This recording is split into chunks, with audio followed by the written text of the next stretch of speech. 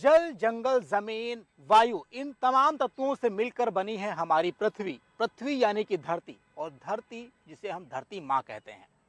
धरती माँ की रक्षा करना भी हमारा कर्तव्य है, इसलिए पर्यावरण की रक्षा के लिए हमें हमेशा तत्पर रहना चाहिए।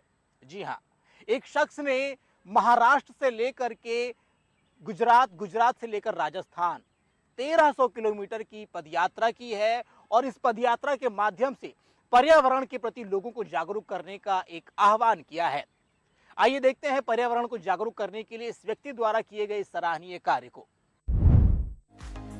कहते हैं जब मन में कुछ कर गुजरने की चाह हो तो ईश्वर भी आपका साथ देता है, जिससे आपकी यात्रा और सुगम बन जाती है।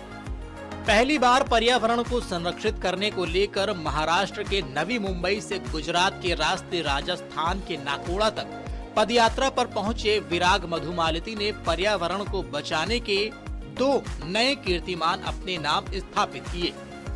पर्यावरण प्रेमी व गायक विराग मधुमालती कहते हैं कि धरती माँ के समान ही हमारा ख्याल रखती है। धरती माँ हम सब के जीवन का आधार है, इसलिए हमारा भी कर्तव्य है कि हम धरती माँ का भी ख्याल रखें। उसी उद्देश्य के साथ वो 1305 किलोमीटर की पर्यावरण यात्रा कर नाकोड़ा पहुंचे।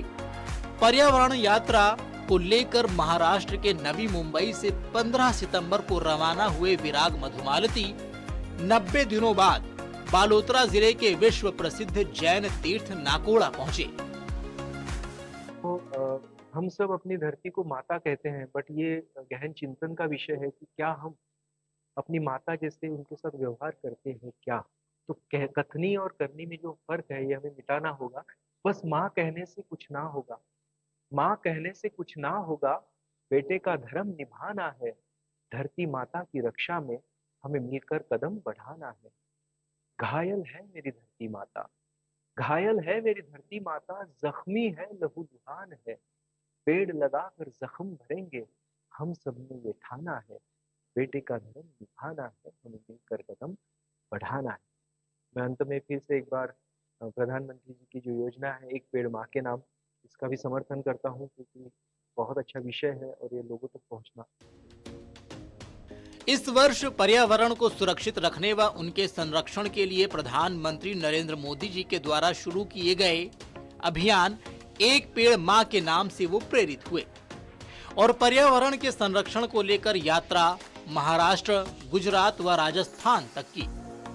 उन्होंने इस यात्रा के दौरान स्कूल, कॉलेज, उपवन, सोसाइटीज सहित अनेक स्थानों पर 52,000 पौधे लगाकर आम जन को पर्यावरण के प्रति सजग करते हुए संरक्षण को लेकर शपथ भी दिलाई।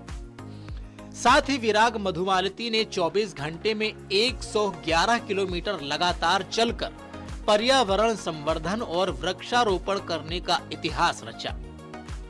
वहीं दूसरा रिकॉर्ड पर्यावरण के संरक्षण की दिशा में 1305 किलोमीटर की पदयात्रा का भी अपने नाम दर्ज करवाया, जिसके बाद मधुमालती का नाम world records book of India में दर्ज हुआ है।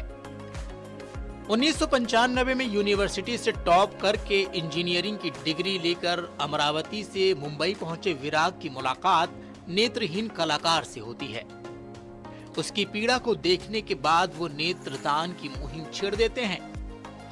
रोशनी जिंदगी की पहल के साथ नेशनल एसोसिएशन ऑफ ब्लाइंड को लेकर गायन के क्षेत्र में अपना सफर शुरू किया।